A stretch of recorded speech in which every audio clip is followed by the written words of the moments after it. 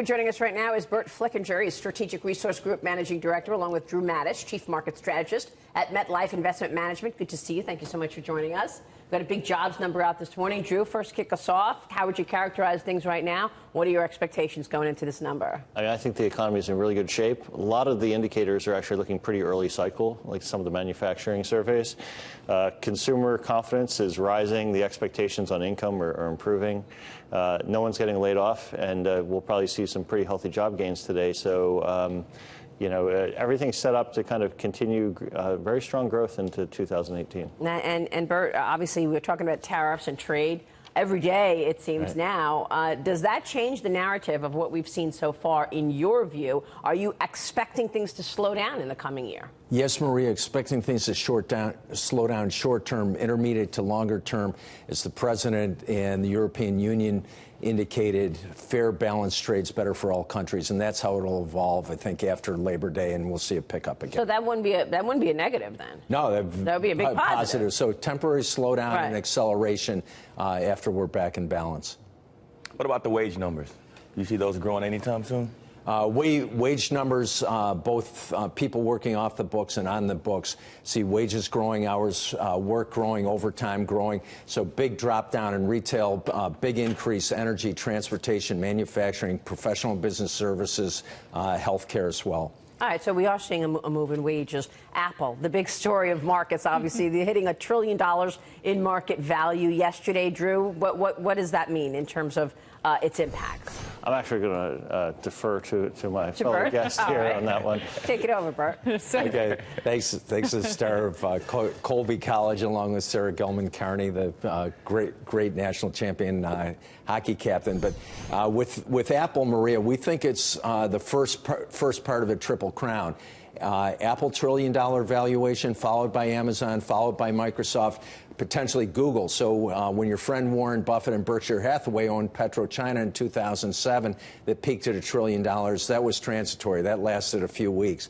This time, the growth of $1 trillion valuations will continue to grow with innovation and productivity and all the things Drew had referenced a few minutes ago. Pretty extraordinary, Dagan, isn't it? Yeah, it is. The Wall Street Journal editorial reminds Apple and those in leadership there that when you look at a General Electric and how that's fallen from its high perch years ago, where everybody looked to the company as an indicator of the broad economy, and also ExxonMobil. ExxonMobil pales in comparison now in terms of market size to not only Apple but Amazon, Facebook, Microsoft, Alibaba, and even J.P. Morgan.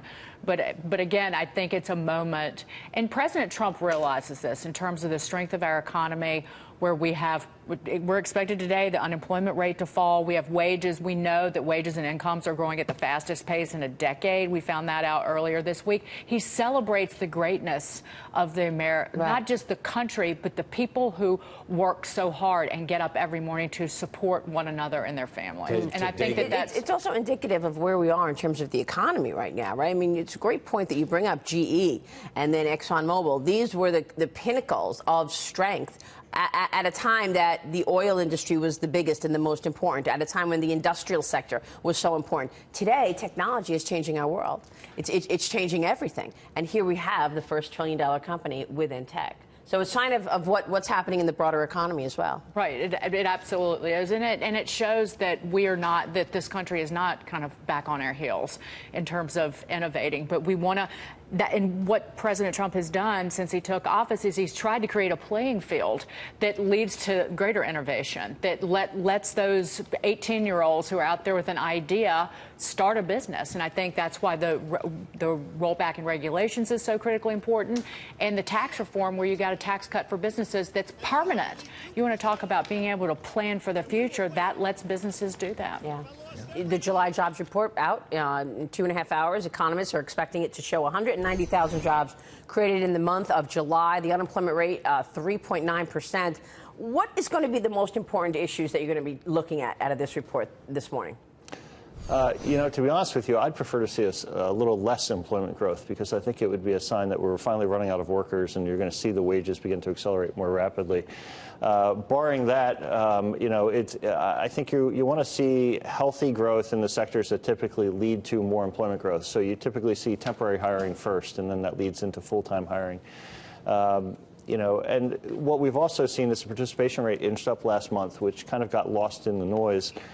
If you see that continue to move up and the unemployment rate's moving down, then the labor market's going to be off to the races. Yeah, and we got that 4.1% GDP number last week, Dagan, right, and it shows you how strong things are. What are you going to be watching in terms of this July So wages, 2.7% year-over-year wage growth is what the expectations are. It was that 2.9% earlier in the year that sparked inflation concerns, with the 10-year yield on the Treasury hitting 3% earlier in the week. Watch for that. But again, stronger wage growth is healthy for the country. Here are a couple of things. Manufacturers are adding jobs at double last year's pace. We're looking for 22,000 jobs added in manufacturing. Watch that. Retailers, Burt, this is your wheelhouse, hiring an average of 12,000 workers a month this year, rather than cutting 7,000 to manufacturing and retail.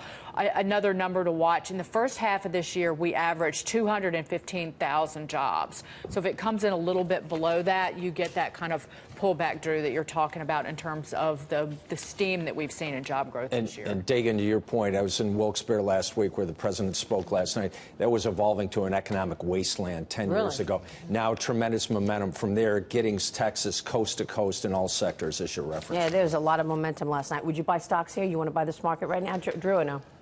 It depends on your time frame. I mean, in a shorter time frame, I think it's very, positive for kind of risk. If you look longer term, most people are going to think there might be a recession 2020, 2021.